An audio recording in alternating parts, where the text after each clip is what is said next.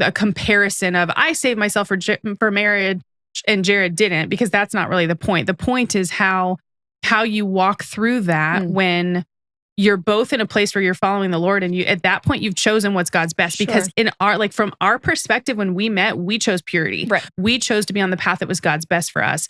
We saved ourselves for each other in marriage, in our relationship. Easily could have just been like, well, I mean, we're going to get married. I'm 26 years old. He's 33 years old. He's been with other people before. Like, why does it matter? Why bother? Yeah. And instead it was completely different. So like when you look at our relationship right there, like that honored the Lord.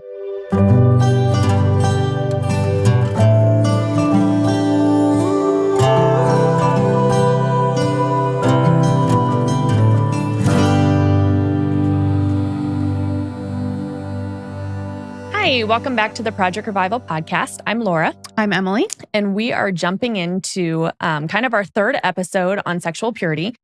We started with really just talking about the foundation of why is sexual purity important, talking about the practical, what to do, what not to do.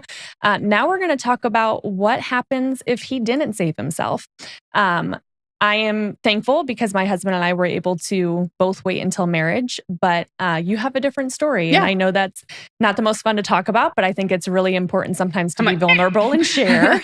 So no, I think it's interesting because so like growing up in youth group, in church and all of that stuff, it was just kind of, I grew up in the movement that was like the True Love Waits movement. Yeah. And I remember I went on a mission trip when I was 15, and one of the guest musicians there was Rebecca St. James. And she had this song that I think it was called I Will Wait for You. Like she wrote the song about it and all these things. And so like, it was just a very like true love waits, and I kissed dating goodbye. And like all of that stuff was huge. And it was interesting because I always focused on myself. Like I had the True Love Waits card and the purity ring and all the things. And you kind of like just set yourself up for this expectation. Like the right thing is someone who is literally in the same place as you. And so when I was in my mid-20s, still dating and hadn't gotten married yet, it was kind of one of those things where you start to acknowledge it's a little more statistically unlikely for me to have met someone who also like grew up with they've always kind of made the right choices or done it God's way. And I know that sounds sad because it's not like you can't. It's just you start to realize like when you think about the things that we set ourselves up with, like what are my absolutes? I had to start considering like, is my absolute someone who is a virgin? Sure. And honestly, several of the relationships I had were with people who had not been. And that was a source of like one specific relationship. I remember that he brought that up to me literally with tears in his eyes, like thinking this is going to cause us to break up because I'm sharing with you that I've, made these mistakes in my past. And I remember saying to him like, and this is not who I married. So like, I remember in this situation, just saying like, that would be a huge double standard for me to say that like, you've messed up before, therefore I can't be in a relationship with you. Cause like that makes me seem better or like whatever. And I think that what's interesting is that step was really God's way of preparing me for the fact of like, how would you respond? Even though that wasn't my future husband. And so when Jared and I met and started dating, it was, we had a very short dating before like engagement. And so we got to know each other really quickly and we talked about everything. And I remember he had actually started to get to know like Chase when you guys were married and some of our close friends. And so they had all been hanging out, and he shared with some of the guys, literally just said like, I don't know how to talk to Emily about this because, I'm sure she knows just from the things that we've talked about. But he's like, I want to be honest about some of the stuff, like my mistakes from my past and my life before the Lord and all of that stuff. And so they just encouraged him. And I just so appreciated that he took the opportunity to talk to them and like ask them.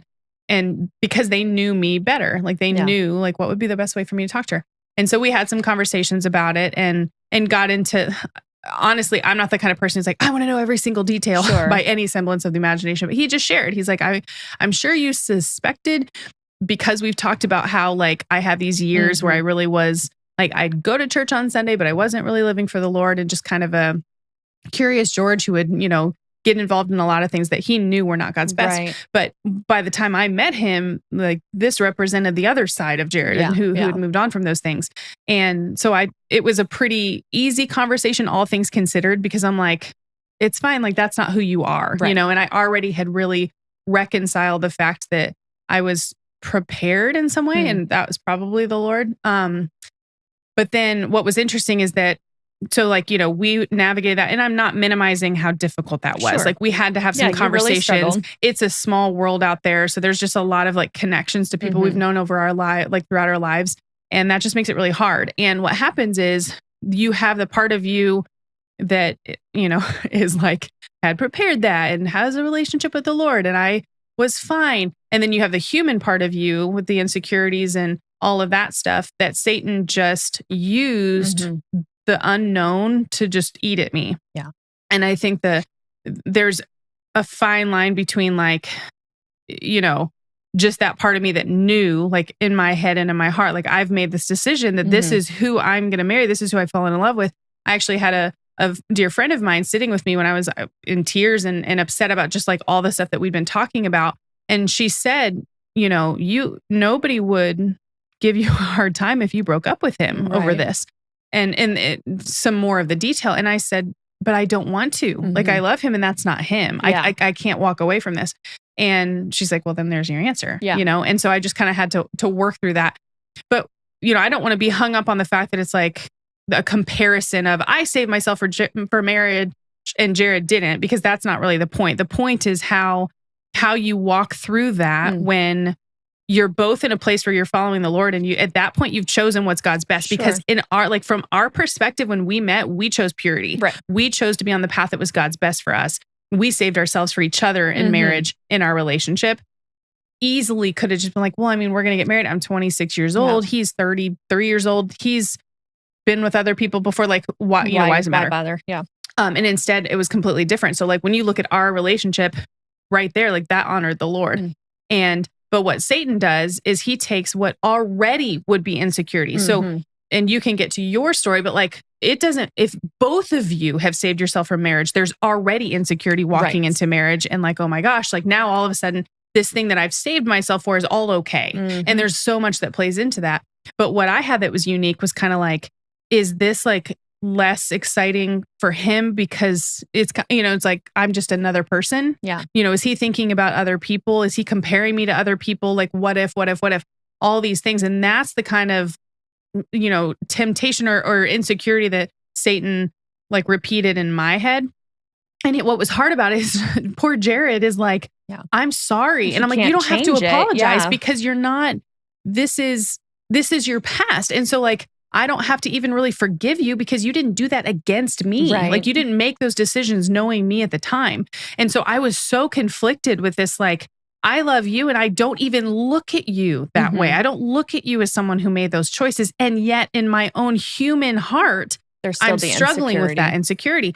And the truth is this, what is true is that how I felt or feel or what I walked through is a result, a consequence of his decision to make choices that were not in his best interest at the time, like God's best for him. And so I don't say that out of like condemnation for those things. It's a reality that he will share with our son and daughter of like, I made these choices and here's kind of how, when I look back, maybe why I made these choices, but I wish so badly I can take them back. Like years later, he wished he could take those back and he couldn't. And so it's been a journey of us just having to be really transparent and honest with each other about like, I have the right to feel the way that I feel because it's a true result of the consequence of sin. Yeah. It is comparison. It is blame. It is insecurity, fear, shame, whatever. And yet balancing that with forgiveness and grace and freedom from those things. And so, and Jared's been like so great at that because he's kind of like, in some ways it's hard to navigate that. Like, what else do you do? It's, I'm not looking for an apology and you can't fix it. Therefore you just support each other through it. And you focus on the now, you focus on the fact that both of us are in right relationship with the Lord and each other and move forward in the way that is best for, for God's truth. We talked about in the last episode, just kind of natural consequences. And we've talked about like the emotional side, like obviously natural physical consequences, pregnancy or STD or whatever. But I think that we forget sometimes that the consequences sometimes may not be against us. And that's where I think you learned that very clearly. Because I remember you really struggled with, man, like I saved myself for marriage and I went through a lot of hardship to be able to save myself for marriage. Why was this God's plan? Yeah. But I think that, talking about how God can work everything together for your good, you guys didn't date for very long before you got married, but you were able to get to such a depth of like the spiritual and emotional just maturity because you were forced to go through something so kind of big right at the beginning. And I mean, when we talk about God working together things for your good, that was a good thing. Right. Even if it was a struggle and it was a hard thing, it made you guys connect so much faster than if you had been dating for 3 or 4 years, And I think that it helped you guys to immediately go into, wow, like we have to rely on God. Yeah. And it pushed you guys into just such a deep relationship so quickly. And I think that that's actually really something that probably wouldn't have happened if it hadn't have been for the consequences of sin. Yeah. Well, and I told Jared, I'm like, you're going to have a way to communicate with our kids and you have a way to communicate with you students that I don't have. Absolutely. I don't have the experience to say, here were the decisions I made and here was the impact it had on my future spouse. So when you talked last week and you said, you've got to think about the fact that when you're on a date with someone and you think it's just casual, like that could be someone else's spouse. And I'm like the living proof of what that looks like. And it's one of those, like, I get that when he was in his teens or 20s, he wasn't thinking about Emily. Sure. Because he didn't know me. Yeah. But had he been, and who knows, it's not the what if. Like we've talked about the whole, how do you do things differently? I think every single person's different. For some people, like I observed other people and I'm like, I'm not going to do that. Yeah. For him, he was just Curious George. He just, innocently kind of like would kind of go with the flow, go along with peer pressure, whatever. And there's a lot that plays into his story that's his story to share. But I think that we can't get hung up in, those little details of the what ifs. We have to really just focus on like, what can we learn from that and how does that change and how does it impact our ability to then share with other people? Because God does use your story and your experiences to help other people. Oh, absolutely. And that's where like, it's like a funny example of how Satan works is like, so obviously I knew this about Jared. We're engaged, we're planning our wedding. And we knew we were going to stay for our wedding night downtown near where we got married in Indianapolis. And so I had asked him like, hey, do you want to plan like for where we're going to stay or whatever? Thinking in my mind, like, oh, that's such a special, like, where do you go? Like a fun hotel, like let's stay somewhere nice that you wouldn't stay because it's your honeymoon. And I remember he said like, well, because we bought a house and so like he had moved into it first and I had not moved into it yet. And so in his mind, he's like, well, we're getting married downtown, then we fly out. Like, why don't we go stay at our new house? And I'm like, wah, wah. I thought like, no, this is fun. Let's we had a horse-drawn carriage. Let's take the carriage to this hotel. And I said something about the cost of the hotel we ended up staying at. It was, expensive, right? And weddings are expensive. And so he made a comment like, oh my word, like why would we spend that much money? We could just go back to our house. Right. Well, let me preface with the fact that men are just thinking, like he heard a dollar amount. It was just kind of like, that doesn't make logical sense. Like we have this house that we've never stayed at before. Like why not stay there? No, for me as the female with the added complexity of, is this as special for you as it is for me? Because you've already experienced this before and I'm comparing myself to other people. That was like a stab to me. That he did not understand my reaction. Yeah. I reacted with like an offense, this hurt that why is this not special to you to go like it's about the money? Like, is this casual? And when I tell you that he had no idea how I was reacting, it just goes to show he so literally innocently was like, I love you. I'm so excited to marry you. We are saving ourselves for each other and I'm thrilled about that. Like he literally just meant, why would you spend $300 on a hotel room? That's it. It wasn't personal. It wasn't about me, but that's where Satan used that to be divisive. Well, because to immediately go to this comparison for that past, you wouldn't have. I wouldn't have thought about that. Like you and Chase both saving yourself for marriage. If you had the conversation, hey, let's just go stay at wherever because that makes sense. You wouldn't have been like, are you saying that because you don't care? So that's just an example of what came up. And like I said, we laugh about it now because Jared just looked at me with like, oh my goodness, of course that's not what I meant. It was that's where you start to learn with each other the difference in how then something is impacted later. And it can be like so many years later. And so I think that's just something that now I share that story even though, we kind of talked about like, is Jared okay with you sharing that? Well, yeah, he is. He's not ashamed of his past, Yeah. but at the same time we share because I think it gives some like real life story to what we mean when we say like, you may do all of this to ultimately marry someone who didn't wait for you. Right. But if your motive is because it's what's God's best for you, absolutely, then you're not doing it because you're waiting for the prize that everything's going to be perfect. And that leads us to the verse that we wanted to share today, which is Proverbs 16:2. And it says, all the ways of a man are pure in his own eyes, but the Lord weighs the spirit. Another version says, all a person's ways seem pure to them, but motives are weighed by the Lord. And I love that because we go into it from our self, like the self perspective. And I'm kind of like, well, that's not how I meant it. Or, blah, blah, blah. But like the Lord is the one weighing our motives. And so we constantly want to go back to that. I'm doing this. My why. Yeah, it also has to do with my spouse someday, but my why is because it's what's God's best. Right. Not because I'm doing it because I think that means I'm going to get the absolute, like every single thing I've ever wanted in a spouse someday. And he's just going to give that to me because I earned it. Like I deserved it. And that's, I think, what's the most important for me to share about that is like, now I look back and of course, does Jared wish that he'd made different choices for me? Sure. Do I wish I made some different choices for him? Don't we all? Yeah. Ironically, like there's a jealousy or just an awareness of even people that I dated who I'm like, well, you shouldn't feel that way. I didn't even I didn't sleep with them. But what's funny is it's like, he doesn't want to think about me having been emotionally involved with anyone, let alone physically involved. And that's what's so interesting. It's like when we are with our spouses now, it's like, I don't even want to think about you smiling and laughing and flirting on a date when you were in your teens.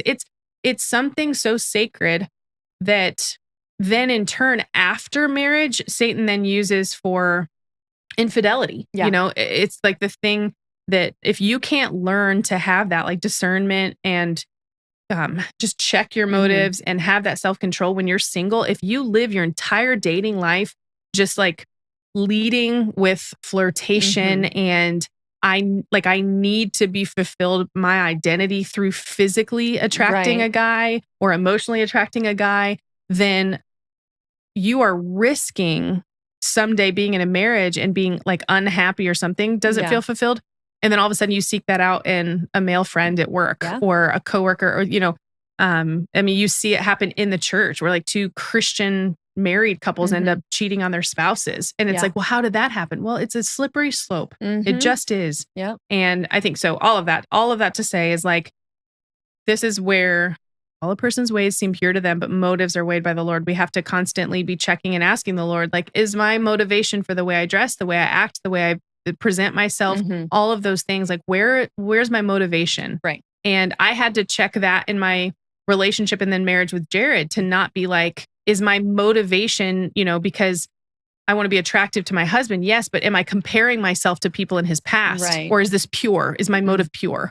And that can be true in a relationship with two people who are virgins who got married. That has its own complexity. Yeah. But that's my story. And that's what just really has still, like to this day, we talk about like, how does that play into how we talk to our kids someday and talk to students and everything. And I'm just thankful to be married to someone who's okay sharing that and using it for God's glory later. And that we could still live out what we say to students, which is like, it's never too late to start living God's way. Like just because every relationship had been one way for him did not mean that was how he was in the relationship with me. I would never have known different if I didn't know. Yeah. So. Yeah, absolutely. Well, and I think it's so important to just see how God worked in both of your lives. And it's like now you're both living for the Lord and using your story. And I think that's so important, especially coming from the parent perspective of being able to share with your kids honestly and Jared being okay to share that. I think is huge. And that's where, we encourage parents last week, like if you have your own personal story and you're nervous to talk to your kids about it, don't be. Yeah. Because honestly, they would rather see that you're a real person and that it's okay to make mistakes and it's okay to ask for forgiveness and that God does give you a clean slate. Yeah. And I think if we just completely shy away from all of our past mistakes because we're embarrassed or nervous to speak about it, then we're missing exactly how God can use it for his glory. Yep. So I just think it's really cool and I appreciate Jared's willingness to let you share. But I think that's such an important thing, coming from my own story of, as we've talked about, waiting until marriage. I think it's hard because you can do all of the right things and have all of the right motives, and people still probably are surprised to hear that we were virgins when we got married, because 4.5 years is a really long time. And, you don't want to be identified by some of the mistakes you did make. And I think that's so important to recognize that, like, you guys did wait until you were married, despite Jared's past, and you probably at some point feeling like, well, what does it matter anyways, So I think the motive is such a huge thing, in recognizing that purity is such an important concept for all of us. And I think that's why we are digging so deep into this, because it's such a true topic that teens are going through right now. It's such a young age. Yeah. And for us, it's like, yes, Chase and I were young, but we waited until we were older to make our stupid decisions. So, but honestly, it's like, you are talking to these 14-year-olds who are struggling with this right now. And it's like 3 boyfriends. And then you wonder why, like, the divorce rate is so high. I know. And it's because we're looking for the wrong things in all the wrong places. And we're just practicing these little divorces by, absolutely. The second we get annoyed at something, like, we're not learning to work through it. We're not learning to communicate. It doesn't mean you should stick with anybody under any circumstances, but we need to start practicing commitment and self-control and just, I think, discernment. Yeah, we've talked about it. Even though you weren't physical with past relationships and I wasn't physical with past relationships, that doesn't mean it's not still difficult for our husbands to now think of our past emotional relationships. And it's something of topic all of the time. It's not something that, oh, well, my, boyfriend from 2nd grade, like, no, it's, you are giving away a piece of yourself, even if it's not a physical relationship. So when we talk about dating and relationships and everything else, we talk about going in with the plan, because, again, only you can control you. So, like, you couldn't control what Jared did, but you can control the way you responded to it. And that's what I think is such an important testimony, is you didn't just say, well, forget you, I waited and you didn't, you're a jerk, goodbye. You said, no, like, God redeemed you. You have been forgiven. Why on earth would I not forgive you as well? And you practice what that is in marriage too. So I don't know. I think it's a very encouraging story. I know we have very different stories, but it's, I don't know, God's brought us a long way. Yeah, no kidding. Well, that's that. Yeah. No, I'm kidding. No, I think we'll continue a little bit more in this series, and we want to hear back. We want to hear feedback of just what you think about all of these things, what questions stem from what we're talking about, because there's a lot of little things in between that we're probably going to continue jumping into, but we want the questions coming in from the students. And so as we hear that feedback, we'll continue discussing those things. And I just really am praying over everyone listening, and hopefully more people will listen, but everyone listening and everybody that we have the opportunity to cross paths with, and those who listen and maybe, like, take a little bit of something from one of these episodes and then can share it with someone else. Like, those are the things that we can start to shift back what culture, how they're defining sexuality, and shift it back to what is biblical. And I believe that in doing that, we start to see all of the other areas of relationships and family and individual struggles that people have. We start to see those things heal and get better, and because we're approaching it from a way that is just really considering the foundation of biblical truth. Absolutely. That's exactly what this revival movement is to help go straight to the source and help people just follow God. So continue with us on this journey. We're so thankful for all of you and just this movement to see a revival of our next generation.